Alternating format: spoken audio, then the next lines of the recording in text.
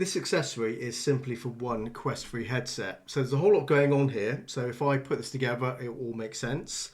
Now the first thing is I have this bracket with magnets around the edge. So let me fit this to my Quest 3. So it just pops on, nice and simple. And does pretty flush fit once it clips into place.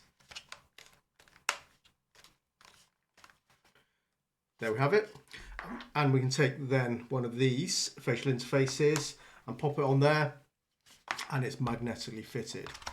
So you have basically a choice of these three different facial interfaces. We also have these spacers. So these are if you have glasses, then you can stack them up. You can use them individually. One is 6mm, one is 4, and as you can see, they are also magnetic. So if I pop one on, it goes on like that. Take another one of these. And as you can see, it's extended. If you don't use glasses, then you probably won't need these at all. So let me get these out of the way.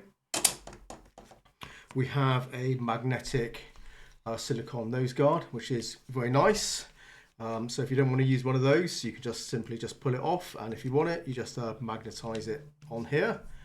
It's just fits on like so, so very easy. Now, if you look at these brackets, you can see we do have essentially different materials. The first one here on the left is like the sports one, sort of water repellent. So if you're playing active games, then you might want to use this one. Now these are pretty much identical materials as far as I can tell. I think they're the same amount of cushion. Maybe this one's actually thicker actually. This one's a little bit more thicker than this black one here, but it's the same type of woven material other than being grey. That one's black, but it is a breathable material. Memory foam underneath on all of these. So yeah, it does look slightly thicker. I'm not sure if the camera picks it up, but just look at the distance between the frame and the edge of the foam itself. That one does look a little bit more fuller, but otherwise it's going to give you the same sort of feeling. But the other thing unique about these brackets is they have these slits on the side. Now this one is fully covered up, but this actually comes off. It is magnetized. But it's a complete sort of guard if you want to just, have it blanked out completely. And if I bring this one in, so you can see the different slit sizes, that one is the smallest one. This one, I'm not sure if it's the largest one. Let's take this off. No, that's the medium one. That's the large one. Again, hopefully you'll be able to see the difference here. Let me bring this one up as well. And you should be able to see the difference between all of them. So we do have these silicone covers, and again that's magnetized on, so you can put this on any of these others as well. They just slide on like so, very simple. So if you don't like the idea of having the light leakage, I suppose, then you can kind of cover it up. All of these brackets are also flexible. That's a nice feature as well, because it means it molds against your face a little bit better, which is going to add to the comfort. So yeah, all looking very good. You can swap these paddings across these different brackets if you want to, so you can change it around if you prefer. But there you go. So what I'm going to do next is give this a test and let you know in a moment how this works out for me. Okay, I'm back. And about a week later, actually, since I recorded that first segment, so I've been using it and very happy with it. It's good facial interface, very comfortable. I can give it thumbs up on all the main things that you want from a facial interface. You have the nice sweat resistant one. You have the more comfortable one if you're playing a more moderate game where you're not going to be sweating into the foam. And and it does mold around your face with the flexibility of the bracket itself. Now, incidentally, I have an older version of the Globular Cluster facial interface, and this is hard plastic and no holes on the side. It does have vents at the top to help with some heat dissipation, but more like other third-party facial interfaces that you might have seen. But this one indeed is very different, flexible, and those holes in the side or slits in the side, and it proves to have a couple of real benefits here. Now the first one is anyone who's maybe less confident in VR, and if the game's not mixed reality, you can see into the world. You have a view, a peripheral view into your environments. So it adds an element of safety. So if you are waving your hands around, you maybe are close to furniture, then you get a bit of presence of where you are, and that's actually really useful.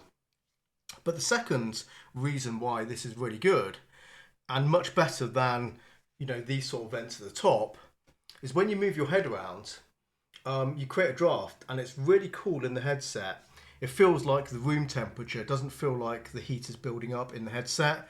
And for me, that's actually the number one thing I really like about this, that it's so much cooler to use this because of just literally turning your head a little bit. You're just moving the air. You're just exchanging the air with new air from outside, and it's just really, really nice.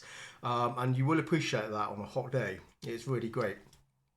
Incidentally, the nose guard, which I don't think I mentioned earlier, is it's got these it's like double flaps.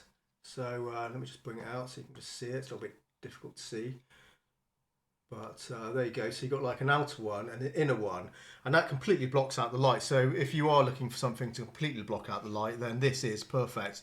And I just really like how simple it is to put on there.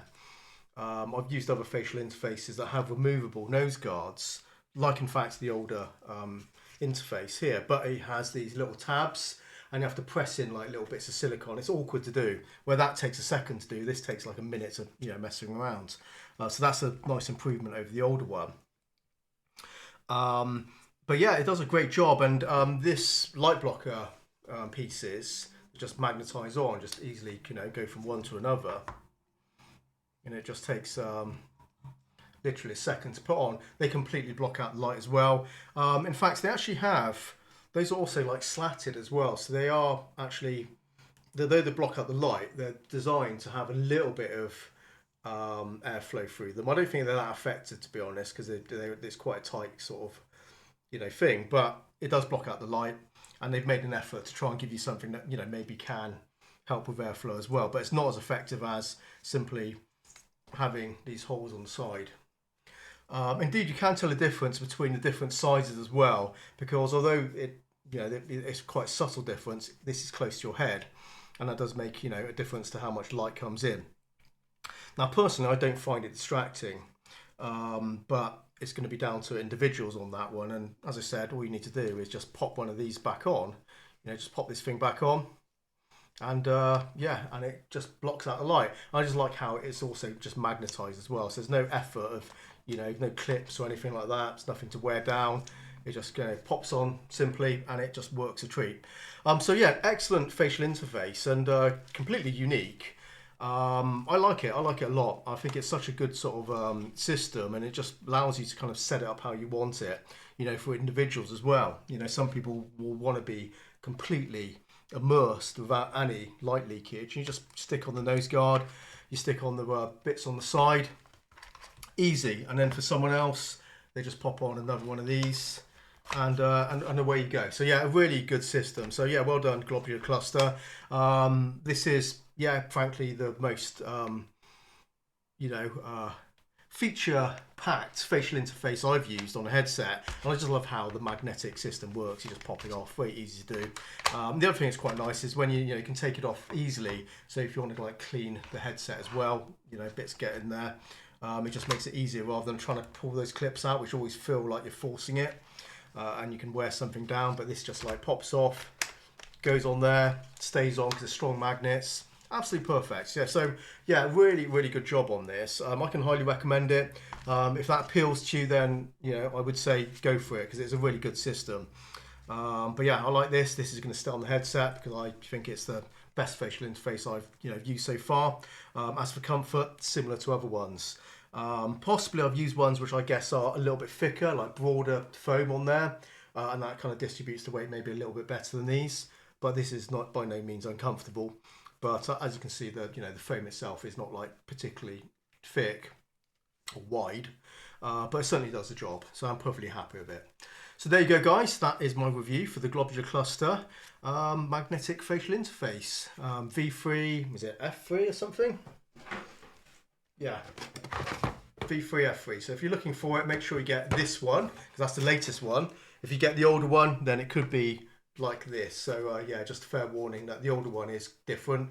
It's magnetic, but it doesn't have the same features as the new one. There you go, guys. Thanks for watching. I'll see you next one. Take care, and bye-bye for now.